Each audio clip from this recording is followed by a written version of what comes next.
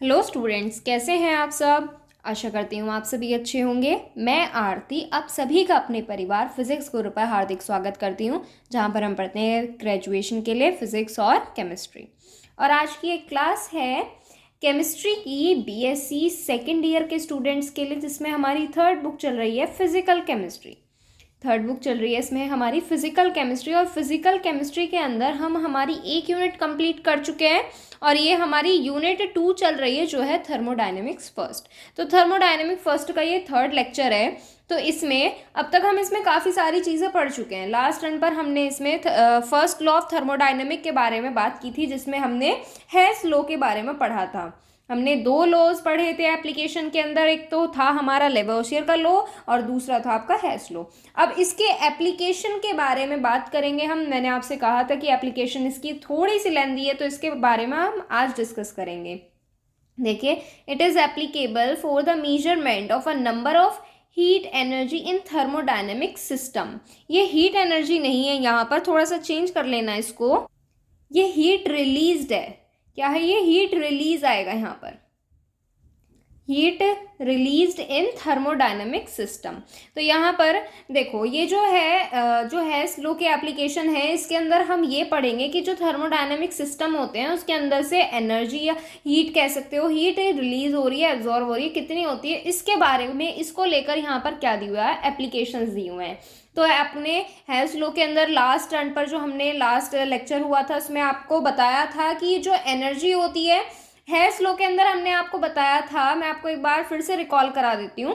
तो health law में हमने पढ़ा था इसमें कि जो कोई भी रिएक्शन होती है, कोई भी रिएक्शन होती है थर्मोडायनेमिक रिएक्शन, वो सिंगल स्टेप में भी हो सकती है, डायरेक्टली बना सकते हो, या फिर उसको मल्टीपल स्टेप्स में भी कंप्लीट कर सकते हो। अब जो सिंगल स्टेप में जो एनर्जी रिक्वायर्ड होगी रिएक्शन को कंप्लीट करने के लिए, वो इक्वल होगी किसके? मल्टी स्टेप्स के सम के इक्वल होगी। ये हमने प्रूफ भी किया था। हमने कार्बन डाइऑक्साइड बनाई थी उसमें कोक पाउडर का दहन करके, कंबस्शन करके। आज हम इसके एप्लीकेशन के बारे में बात करेंगे। तो देखो, सबसे पहले यहाँ पर दिया हुआ है हीट ऑफ न्यूट्रलाइजेशन। मैं आपको फिर से बता रही हूँ, एनर्जी नहीं, यहाँ पे क्या कर लेना, रिलीज कर लेना। Heat of neutralisation, first heat के बारे में बात करेंगे। काफी सारे पॉइंट्स हैं इसके अंदर, एक एक करके सारे पॉइंट्स के बारे में डिस्कस करेंगे। तो देखिए, बिल्कुल भी कॉम्प्लिकेटेड नहीं है, नाम से ही समझ में आ जाएगा आपको। हीट ऑफ न्यूट्रलाइजेशन बहुत ही सिंपल सी रिएक्शन है। When acid reacts with base completely, जब एसिड अम्ल क्षार के साथ पूर्णतः क्रिया करता है, तब वो साल्ट और वाटर, जल का निर्माण करता है। साल्ट बनता है, लवण बनता है वहां से। Such reaction is known as neutralisation reaction. ऐसी रिएक्शन को क्या कहा जाता है? न्यूट्रलाइजेशन रिएक्शन कहा जाता है। और जब न्यूट्रलाइजेशन रिएक्शन के दौरान जो ऊर्जा मुक्त होती है, उसे कहते हैं हम हीट ऑफ न्यूट्रलाइजेशन। क्या कहते हैं? Heat of neutralisation. यही आगे लिखा हुआ है, the heat release during complete neutralisation of 1 mole of strong acid and 1 mole of strong base is known as heat of neutralisation. जो हीट रिलीज हो जाएगी वो हीट ऑफ न्यूट्रलाइजेशन कही जाएगी। आगे इसमें क्या दिया हुआ है? एग्जाम्पल दिए हुए हैं। देखिए क्या है एग्जाम्पल्स।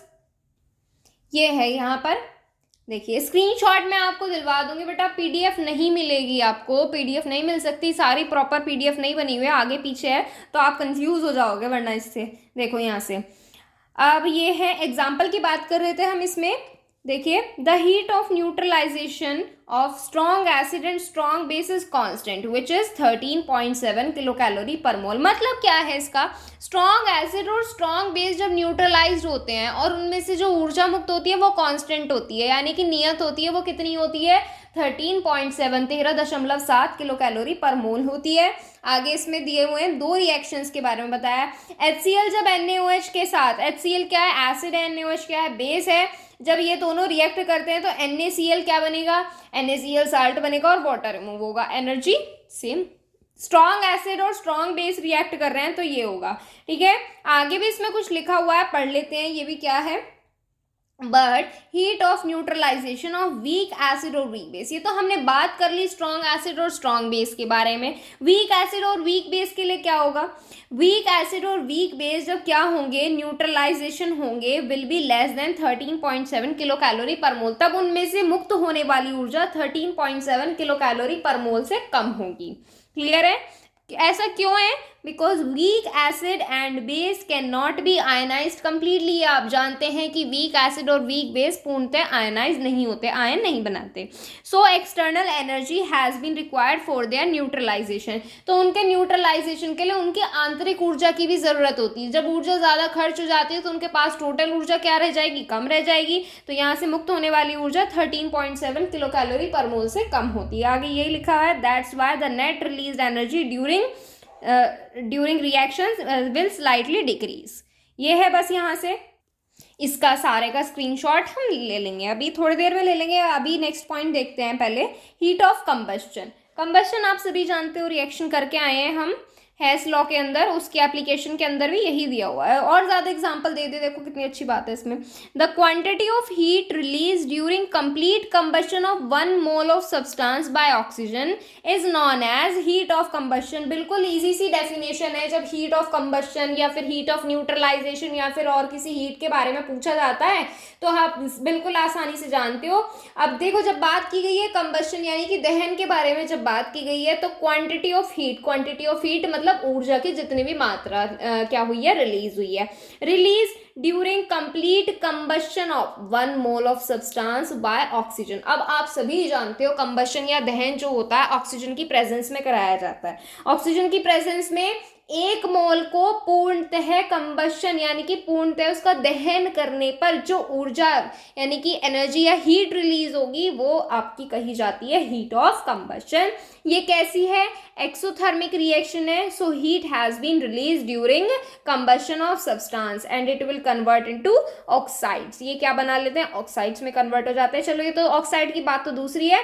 तो ये जो आपकी पहली वाली जो रिएक्शन थी न्यूट्रलाइजेशन रिएक्शन, बताओ आप इसमें कि एक्सोथर्मिक रिएक्शन है या एंडोथर्मिक रिएक्शन है। ये तो आप बिल्कुल आंख बंद करके बताने वाली बात है। जो ऊर्जा मुक्त होगी जब एनर्जी रिलीज होगी या हीट रिलीज होगी तो वो रिएक्शन कही जाएंगी एक्सोथर्मिक। जब एनर्जी एब्जॉर्ब की जाएगी तो वो रिएक्शंस कही जाएंगी एंडोथर्मिक रिएक्शन। क्लियर है। एग्जाम्पल दिया हुआ है, लास्ट रिएक्शन में भी कर सकते हो। इसमें यहाँ पर हाइड्रोजन का दहन क्या है, यहाँ पर मेथेन का, यहाँ पर इसी तरीके से और एग्जाम्पल दिए हुए हैं। एग्जाम्पल भी आप नोट कर लेना। अगर देखो एक छोटी सी चीज़ है इसमें, मैं आपको बताती हूँ, बस आपको ये पता होना चाहिए कि एनर्जी रिलीज हो रही है या एब्जॉर्ब हो रही है। तो यहाँ से आप उसका साइन पता कर सकते हो। अगर आपको प्रॉपर एनर्जी की वैल्यू नहीं याद ना कि हीट कितनी रिलीज हुई है, क्यों की वैल्यू क्या है, तो आप वहाँ पर एक्स भी लिख सकते हो कि इतनी होगी मतलब, या फिर अप्रोक्सीमेट वैल्यू। अगर आपको वैल्यू याद है, पॉइंट्स के बाद याद नहीं है, तो पॉइंट्स में थोड़ा आगे पीछे हो सकता है। बट ये जो है ना, जैसे मान लीजिए यहाँ पे 67.6 लिखा हुआ है, आप यहाँ पर 68 कर सकते हो, क्या कर सकते हो, 67 कर सकते हो। इसके अप्रोक्सीमेट वैल्यू पॉइंट्स में नहीं याद तो 67.4 कर दो या 1 कर दो, या इतना अप्रोक्सीमेट लगभग वैल्यू चल सकती है। लेकिन अगर आप 67 की जगह 57 कर दोगे ना तो गलत हो जाएगा। ठीक है, ये याद रखना। अगर आपको एनर्जी में डाउट है तो एक्स कर सकते हो वहां पर। नेक्स्ट है इसमें heat of formation. Heat of formation में क्या है, देखो सबसे पहले आप इन दोनों का स्क्रीनशॉट ले लो, वरना फिर बहुत सारे इकट्ठे हो जाएंगे। ये हो गया आपका, यहाँ से मैंने आपको पहले बताया था यहाँ पे एनर्जी की जगह रिलीज कर लेना। स्क्रीनशॉट लो इसका, यहाँ पर मैं लिख देती हूँ रिलीज्ड। ठीक है, the heat released in thermodynamic system. ये है heat of neutralisation,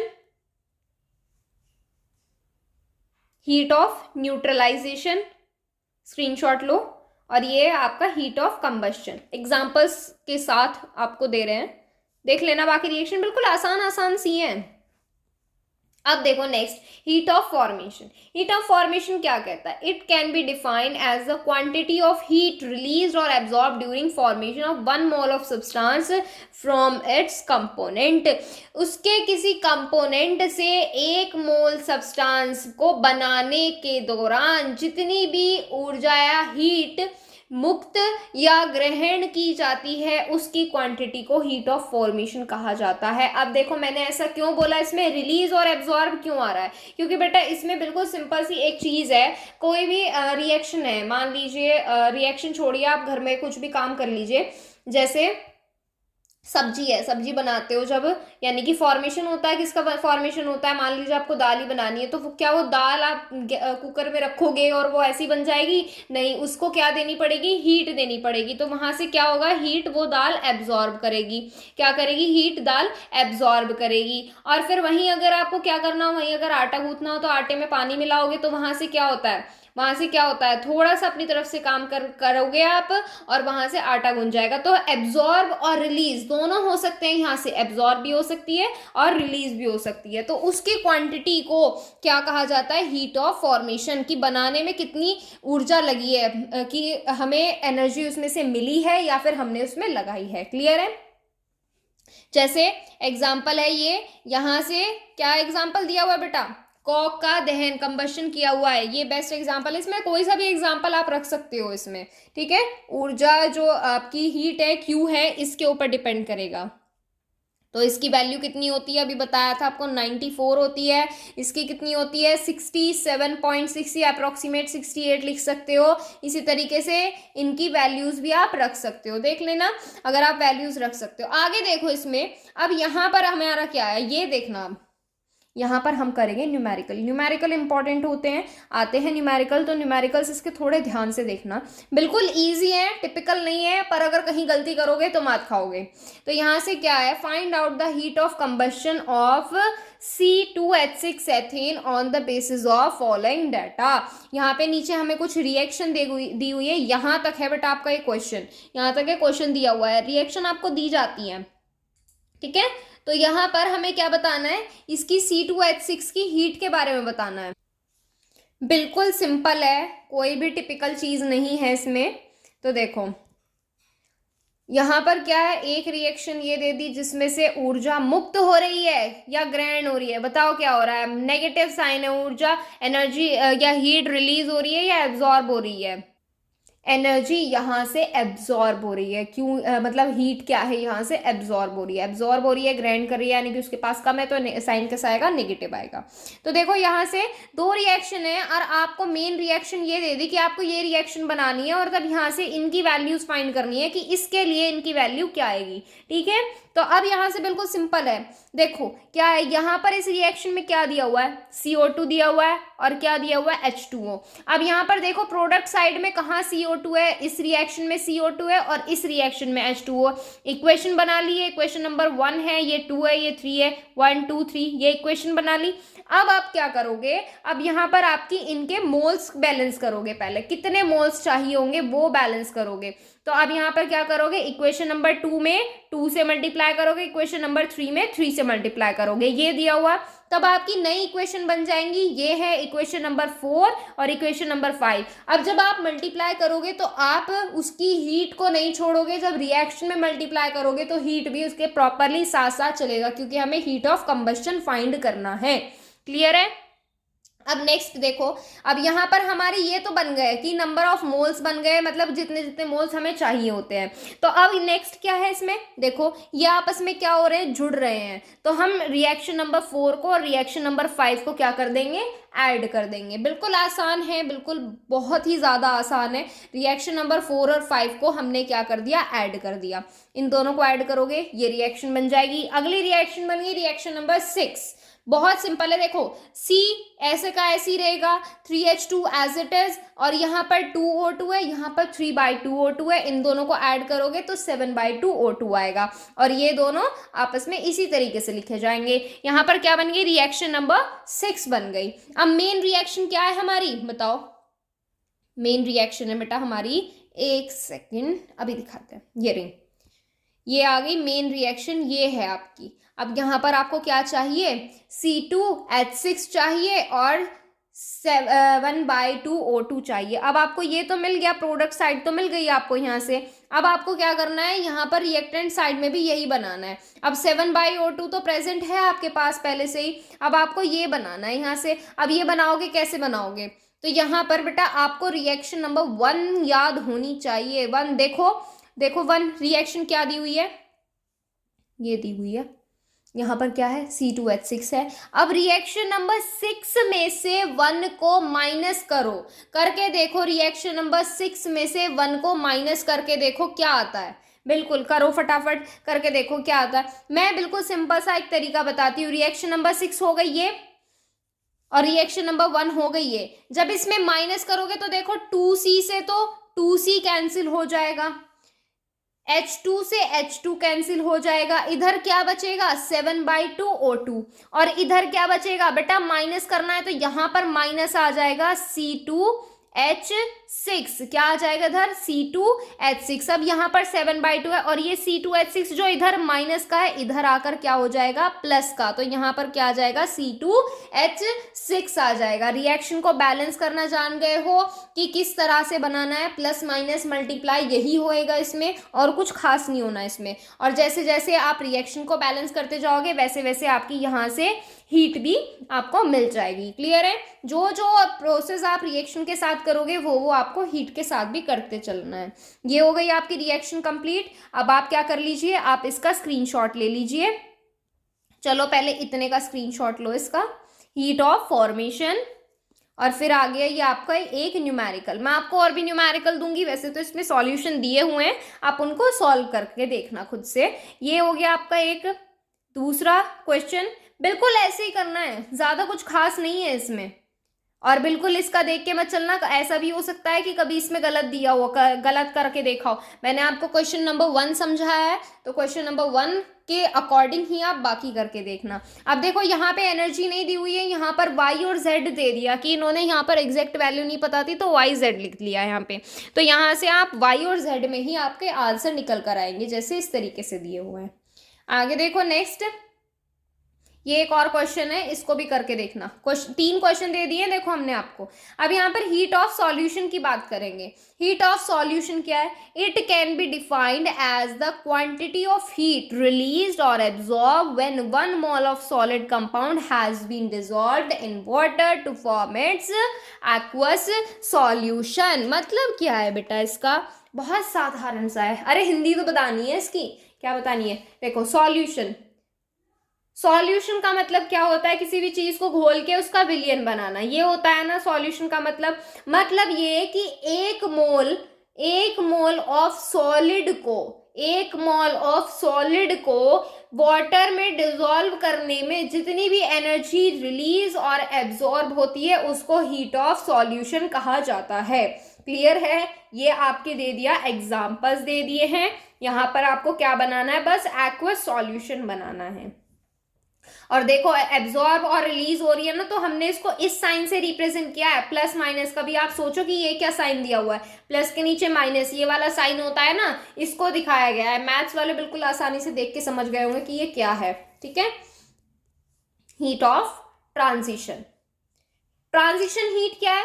It can be defined as the quantity of heat released or absorbed when 1 mole of an allotropic form has been converted into its other form. Allotropes के बारे में बताया था जब हमने inorganic chemistry पढ़ी थी, तो उसमें जब हम इसमें F ब्लॉक के बारे में बात कर रहे थे शायद, तब F ब्लॉक के अंदर ही हमने एलोट्रॉप्स के बारे में, जब हम उसकी प्रॉपर्टीज का डिस्कस कर रहे थे ना, तब हमने एलोट्रॉप्स के बारे में बताया था। अब जिन्होंने वो क्लास पढ़ी होगी वो तो बिल्कुल अच्छे से जानते हैं एलोट्रॉप्स क्या होते हैं। ठीक है? अब देखो, अब बात कर रहे हैं हीट ऑफ ट्रांजिशन के बारे में। बिल्कुल सिंपल है, बिल्कुल घबराने वाली कोई चीज नहीं है इसमें। देखो, जब 1 मोल ऑफ एलोट्रॉप कन्वर्ट होता है अपनी दूसरी फॉर्म में, एलोट्रॉप का 1 मोल जब अपनी दूसरी फॉर्म में कन्वर्ट होता है, तब उस टाइम उससे रिलीज और एब्जॉर्ब होने वाली हीट ऑफ क्वांटिटी, यानी कि क्वांटिटी ऑफ हीट, जितनी भी हीट उससे रिलीज हो रही है या फिर उसमें एब्जॉर्ब हो रही है, वो आपकी कही जाती है हीट ऑफ ट्रांजिशन। ट्रांजिशन के दौरान जितनी भी ऊर्जा मुक्त होती है या फिर एब्जॉर्ब यानी कि ग्रहण की जाती है। और ये एग्जाम्पल दे दिए हैं, ये कार्बन ग्रेफाइट फॉर्म से कार्बन डायमंड में क्या हो रहा है? कन्वर्ट हो रहा है। तब यहाँ से रिलीज और एब्जॉर्ब होने वाली ऊर्जा plus minus x kilo calorie per मोल से हमने रिप्रेजेंट कर दी है। ये रेड फॉस्फोरस से ब्लैक फॉस्फोरस सेकेंड एग्जाम्पल है इसका। आगे देखिए, heat of fusion. Heat of fusion क्या है? ये भी बहुत सिंपल है। फ्यूजन तो आप जानते हो, ब्रेक करना। देखो, it can be defined as the quantity it can be defined as the quantity of heat absorb. अब मैंने इसमें एब्जॉर्ब क्यों बोला, बिल्कुल साधारण सा एग्जांपल आपके सामने लिखा हुआ है। जब बर्फ को लिक्विड में बदलते हो, आइस को क्या करो, किसी कंटेनर में रखो, स्टील का या प्लास्टिक का कंटेनर मत ले लेना कभी, आप बिल्कुल सत्यानाश कर डालो उसका। आइस को आप क्या करो, किसी भी कंटेनर में रखो और उसको गैस पे रख दो, तो वो क्या होगा, लिक्विड में कन्वर्ट हो जाएगा। और इस रिएक्शन को आप करने में क्या कर रहे हो, आप देखो आपका फ्यूजन हो रहा है, सॉलिड से लिक्विड में ब्रेक हो रहा है, तो ग्राफ कैसे जाएगा, डाउन जाएगा। मैंने आपको फर्स्ट यूनिट में भी बताया हुआ है, जब हमने किसके बारे में, फेज डायग्राम ऑफ वाटर के बारे में डिस्कस किया था।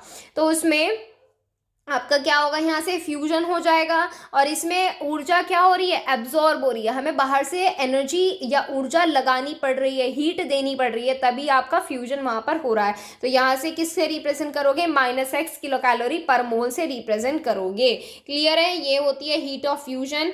आगे बात करेंगे हीट ऑफ वेपराइजेशन के बारे में। इसमें भी एनर्जी एब्जॉर्ब होती है। It can be defined as the quantity of heat absorb when 1 mole of liquid has been vaporized above its boiling point। देखो अब यहाँ पर देखो एक चीज बताती हूँ, सॉलिड है तो मेल्ट होगा, लिक्विड है तो बॉईल होगा। समझ में आ गया, इतना याद रखना, सॉलिड है तो मेल्ट होगा, लिक्विड है तो बॉइल होगा। ठीक है, तो अब अगर लिक्विड को उसके बॉइलिंग पॉइंट से ऊपर क्या करोगे, बॉईल करोगे, उबालोगे, तो वहां से वो क्या हो जाएगा, वेपर में कन्वर्ट हो जाएगा। और ऐसा कैसे कर सकते हो, उसको हीट प्रोवाइड करके। तो हीट क्या होगी, एब्जॉर्ब करेगा, हीट क्या होगी हमारी, एब्जॉर्ब होगी लिक्विड से वेपर में कन्वर्ट होने के लिए। सब्लिमेशन जानते हो, नेक्स्ट पॉइंट जो है बेटा स्क्रीनशॉट में दिलवाऊंगी, अभी आपको घबराना नहीं। सब्लिमेशन जानते हो, कोई भी चीज जब आपकी सॉलिड से डायरेक्ट वेपर में बिना लिक्विड स्टेट में आए कन्वर्ट हो जाती है, वो आपका सब्लिमेशन कहा जाता है। It can be defined as the quantity of heat absorb during the conversion of 1 mole of solid directly into vapour state without forming liquid. बिल्कुल यही बात बताई गई है कि 1 मोल सॉलिड को डायरेक्टली वेपर में कन्वर्ट करते टाइम जो हीट एब्जॉर्ब होती है वही आपकी कही जाती है heat of sublimation. Best example है बेंजोइक एसिड का। बेंजोइक एसिड लिक्विड, बेटा ये लिक्विड नहीं सॉलिड है, यहाँ पर ये जो आपका नीचे लिखा हुआ है ना, ये लिक्विड लिखा हुआ है, ये लिक्विड नहीं, यहाँ पर सॉलिड है। तो सॉलिड से बेंजोइक एसिड जब सीधा डायरेक्ट वेपर में कन्वर्ट होता है तो x किलो कैलोरी पर मोल एनर्जी क्या होती है, एब्जॉर्ब होती है। अब हम क्या करेंगे, स्क्रीनशॉट लेंगे। एप्लीकेशन हो गई है कंप्लीट, मेरे ख्याल से यहाँ तक हुआ था, तो यहाँ से हम अब इसका स्क्रीनशॉट लेंगे। ले लो screenshot. Point number 4, point number 5, next है पॉइंट नंबर 6, पॉइंट नंबर 7 और ये हो गया 8। क्लियर है, यहाँ पर एप्लीकेशन ऑफ हेस लॉ हो गई है कंप्लीट। अब आगे है इसमें एंथैल्पी। एंथैल्पी के बारे में हम आज इसमें थोड़ा सा जिक्र करेंगे। चलो डेफिनेशन पढ़ लेते हैं। एंथैल्पी ज़्यादा बड़ी नहीं है, छोटी सी है, बस इसमें एक रिलेशन दिया हुआ है, ये देखो ये रिलेशन दिया हुआ है और फिर इस रिलेशन के बेसिस पर इसमें न्यूमेरिकल दिए हुए हैं, बस और कुछ नहीं है इसमें एंथैल्पी में। तो देखो अगर आज कंप्लीट हो जाती है तो करके देखते हैं इसको। देखो एंथैल्पी में क्या दिया है, it is in a thermodynamic system the heat energy at constant pressure is known as enthalpy of system। देखो अब इसमें फिर से वही गलती की हुई है, क्या है वो, यहाँ पर हीट रिलीज है बेटा। देखो थर्मोडायनेमिक सिस्टम के अंदर कांस्टेंट प्रेशर पर जब भी कोई रिएक्शन होती है और उससे जो हीट रिलीज होती है, कांस्टेंट प्रेशर याद रखना, एंथैल्पी में कांस्टेंट प्रेशर आएगा। कांस्टेंट प्रेशर पर जब भी कोई हीट रिलीज होती है वो उस सिस्टम की एंथैल्पी कही जाती है। ठीक है, इतनी बात समझ में आ गई। At constant pressure work done by the system is not zero, so the enthalpy of system will be equal to the sum of internal energy and work done. मतलब क्या है इसका, बहुत सिंपल है। देखो अब किसमें एंथैल्पी के अंदर बात कर रहे हैं कि कांस्टेंट प्रेशर पे होती है एंथैल्पी। कांस्टेंट प्रेशर पर सिस्टम द्वारा जो वर्क किया जाता है वो कभी भी जीरो नहीं आता। मतलब ऐसा नहीं है कि सिस्टम द्वारा वर्क नहीं हो रहा है, सिस्टम भी वर्क करता है। क्या करता है? सिस्टम भी वर्क कर रहा है। So the enthalpy of system will be equal to the zero के इक्वल नहीं होगी तो किसके इक्वल होगी? इंटरनल एनर्जी और उसके द्वारा किए गए वर्क के इक्वल होगी। इंटरनल एनर्जी और उसके द्वारा किए गए वर्क के सम के इक्वल होगी, जोड़ के इक्वल होगी। एच क्या होती है? एंथैल्पी। जीरो के इक्वल नहीं होगी कांस्टेंट प्रेशर पर, क्योंकि work done by the system zero नहीं हो सकता। तो किसके इक्वल होगी? इंटरनल एनर्जी, उसकी जो आंतरिक ऊर्जा है उसके, और उसके द्वारा, उस ऊर्जा के द्वारा किए गए काम के योग के इक्वल होगी। ठीक है, समझ में आ गई इतनी बात? तो यहां से W को क्या कर सकते हो? P इंटू वी कर सकते हो। Pressure into change in volume कहा जाता है वर्क जो होता है आपका। तो यहां से इसकी दो फॉर्मेट में आपकी यहां से एंथैल्पी बन के आ गई। क्लियर है? अब आगे देखो इसमें क्या लिखा हुआ है। But the exact value of enthalpy can not be measure and the change in enthalpy has been calculated during reaction and it can be measured as follows। अब ये यहाँ पर क्या दे दिया? अब मैंने आपको पहले बताया था जब हमने इसमें वर्क डन के बारे में बात की थी। किसके बारे में? वर्क डन के बारे में। वर्क डन से पहले हमने इंटरनल एनर्जी, लास्ट वाले लेक्चर का फर्स्ट ही हमारा टॉपिक था इंटरनल एनर्जी, उसके बारे में बात की थी। तो जो बेटा आपकी एंथैल्पी वैल्यू है हम उसको फाइंड नहीं कर सकते, एग्जैक्ट वैल्यू नहीं फाइंड कर सकते, क्योंकि वो क्या होती है? एनर्जी है, एनर्जी चेंज होती रहती है, तो वहां से एग्जैक्ट वैल्यू नहीं निकाल सकते। तो यहां से फिर भी एक तरीका है उसको मेजर करने का। क्या है वो तरीका ये है कि जो आपकी फाइनल एंथैल्पी होती है उसमें से माइनस करनी है आपको इनिशियल एंथैल्पी। जो फाइनल वैल्यू होगी, फाइनल एंथैल्पी की वैल्यू, मतलब रिएक्शन करने से पहले की मेजर करनी है और रिएक्शन करने के बाद की मेजर करनी है। वो तो एग्जैक्ट निकल ही सकती है, तो वहां से उसको माइनस करके उसमें आप एंथैल्पी चेंज की वैल्यू वहां से निकाल सकते हो। ठीक है, यहाँ पर इसका ये दूसरा दे दिया कि वही है, बिल्कुल वही है फाइनल और इनिशियल वाला। ठीक है, देखो ये फाइनल और इनिशियल। आप सोच रहे होंगे एचपी और एचआर क्या है? बेटा एचपी है जो आपकी प्रोडक्ट की एंथैल्पी है और एचआर वो है जो आपकी रिएक्टेंट की एंथैल्पी है। समझ में आ गया? अब देखो आगे इसमें क्या लिखा हुआ है, छोटा सा एक पैराग्राफ है, बिल्कुल सिंपल है। It is a straight function. It means that does not depend on the path followed by the system. It is an extensive property. It means that it depends on the quantity of substance. बिल्कुल समझ गए होंगे। अरे बिल्कुल समझ आना चाहिए बेटा, पढ़ाया हुआ है। ये क्या होता है देखो, जब आप इसमें फाइनल और इनिशियल की बात कर रहे हो ना, तो ये कैसा कहा जाएगा? ये एक स्ट्रेट फंक्शन कहा जाएगा। स्ट्रेट फंक्शन जो सिर्फ फाइनल और इनिशियल कंडीशन पर डिपेंड करेगा। आपको एग्जांपल देके बताया था सोसाइटी को लेकर, बिल्कुल अच्छे से याद होना चाहिए आपको। हमारी थर्मोडायनेमिक के फर्स्ट लेक्चर में आपको ये एग्जाम्पल दिया था हमने इसमें। तो इसमें तो ये क्या था? ये पाथ पर डिपेंड नहीं कर रहा है, पाथ पर डिपेंड नहीं करेगा। और ये एक एक्सटेंसिव प्रॉपर्टी, मतलब सब्सटेंस कितनी मात्रा में लिया गया उस पर निर्भर करेगा। अब आप क्या करोगे? एंथैल्पी का स्क्रीनशॉट लोगे, ये ले लीजिए, ये हो गया आपकी यहाँ से एंथैल्पी। अब कल इसमें हम करेंगे इसके रिलेशन के बारे में। बेटा अगर आपने किसी ने स्क्रीनशॉट नहीं लिया है, अगर आप क्लास में लेट भी आए हो तो भी कोई दिक्कत नहीं है, हम नहीं डांट रहे आपको। आप यहाँ से क्या कर लीजिए, आप स्क्रीनशॉट ले लीजिए। आपको मैंने बोला है यहाँ पर एनर्जी की जगह रिलीज कर लेना। बेटा दो जगह है ये मिस्टेक, एक तो इसमें है और एक किस में दी हुई है? एंथैल्पी के अंदर दी हुई है। स्क्रीनशॉट ले लो इसका। ये हो गया आपका सेकंड स्क्रीनशॉट, ले लो इसमें। ये थर्ड। ये है आपके questions, question number 1, question number 2, ये क्वेश्चन नंबर 3 और 4, 3 और 4। नेक्स्ट है इसमें हीट ऑफ सॉल्यूशन, फिर vaporisation and heat of sublimation, फिर है आपकी एंथैल्पी। क्लियर है? अब इसके बाद हम इसमें करेंगे relation between enthalpy change and internal energy change. ये करेंगे हम हमारे नेक्स्ट टर्न पर, जो हम अब अगली बार आपकी क्लास लेंगे उसमें डिस्कस करेंगे। आज हम बस इतना ही करेंगे। अगर आपकी कोई भी क्वेरी है किसी भी चीज़ को लेकर तो आप इंस्टाग्राम पर कर सकते हैं।